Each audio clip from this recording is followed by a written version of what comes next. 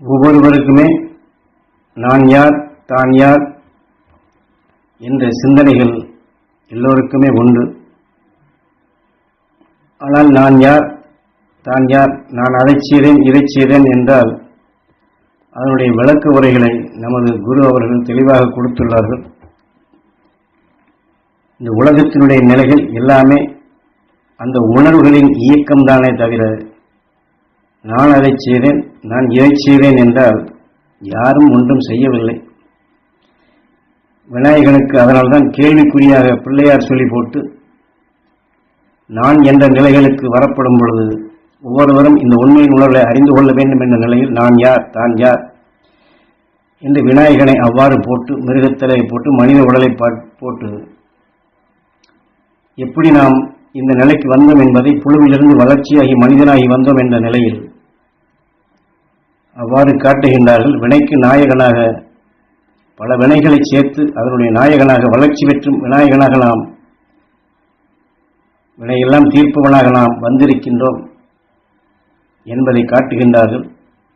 அதே சமயத்தில் பிள்ளை யார், இந்த பிள்ளை யார், ஆக விநாயகனை போட்டு தான் யார் நான் யார் என்று ஒவ்வொருவரும் தெரிந்து கொள்வதற்காக செய்தார்கள்.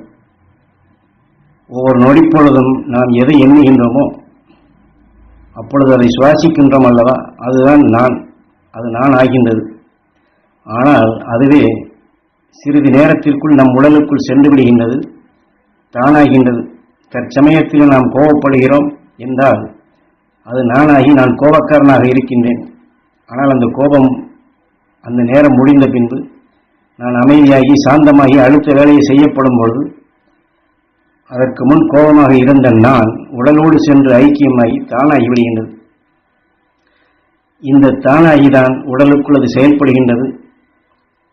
இந்த தான் அடிக்கடி நாம் கோபக்காரனாகவே வெளியிலே கோபப்படுபவனாகவே நாம் செயல்பட்டு கொண்டே இருந்தோம் என்றால் கோப உணர்வுகள் உடலுக்குள் விளைந்து விளைந்து விளைந்து அது நானாகி விடுகின்றது.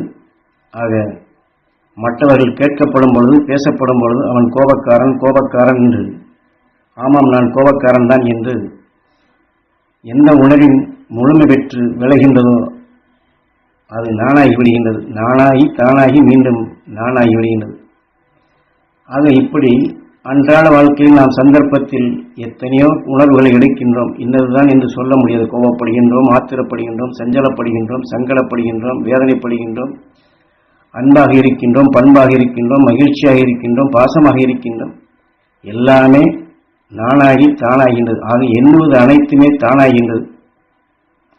ஆனால் அதே சமயத்தில் பக்தியின் நிலையை கொண்டு நான் நல்லதை செய்தேனே, ஆனால் எனக்கு இப்படி செய்கின்றார்களே என்று அதையும் சொல்லிக் கொண்டிருக்கின்றோம்.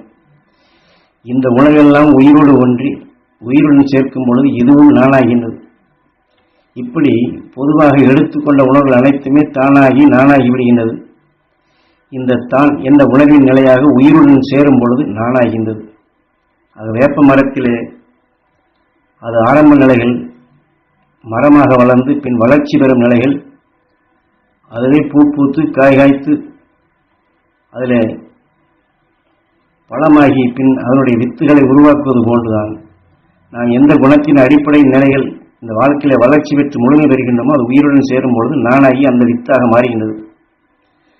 ஆக நன்றாக இருக்கக்கூடிய நாம் கோபத்தையும் ஆத்திரத்தையும் சஞ்சலத்தையும் சங்கடத்தையும் எடுத்துக்கொண்ட பின் அந்த நானாக கோபப்படுபவனாக, ஆத்திரப்படுபவனாக, சஞ்சலப்படுபவனாக, சங்கடப்படுபவனாக, வேதனைப்படுபவனாக இப்படி மாறிவிடுகின்றது.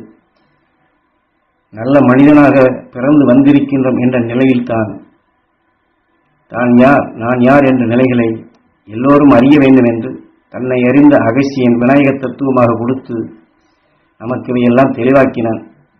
நாம் எண்ணக்கூடியதையெல்லாம் நம் உயிர் உடலாக தானாக நானாக ஆக்கிவிடுகின்றது. இப்படிப்பட்ட சூழ்நிலையில் அப்பொழுது நாம் எதை எண்ண வேண்டும், எதை நானாக்க வேண்டும். ஆக இது போன்ற தீமைகளை எல்லாம் கடந்து சென்ற அந்த மெய்ஞானிகளின் உணர்வை நமக்குள் இணைத்தல் வேண்டும். அதை நமக்குள் பெருக்க வேண்டும். அந்த மெய்ஞானிகளின் அருள் உணர்வை நமக்குள் எடுத்தால் அதை வளர்த்து கொண்டே வந்தால் நம் உயிர் அந்த தானாக நானாக நம்மை ஆக்கும். ஞானத்தின் உணர்வாகவே நம்மை இயக்கும். இதைத்தான் கீதையிலே நீ எதை எண்ணுகின்றாயோ நீ அதுவாகின்றாய் என்று தெளிவாக காட்டப்பட்டுள்ளது. இதைவிட சாஸ்திரங்கள் நமக்கு கூற வேண்டும் என்று நினைக்கின்றீர்களா என்று குரு இந்த இடத்தில் வினா எழுப்புகின்றார். எவ்வளவு தெளிவாக கொடுத்திருக்கின்றார்கள். சாஸ்திரங்கள் எதுவும் பொய்யல்ல, நாம் அதையெல்லாம் பொய்யாக்கி வைத்து விட்டோம். உண்மைகள் உணராது மறைக்கப்பட்டது, மறைந்தே போய்விட்டது. அதையெல்லாம் தெளிவாக்கப்பட வேண்டும் என்பதற்காகத்தான் மாமகரிஷி ஈஸ்வராய குருதேவர் காட்டிய அருள் வழியில் உங்களுக்குள் அதை உணர்த்துகின்றோம், உறுதிப்படுத்துகின்றோம்.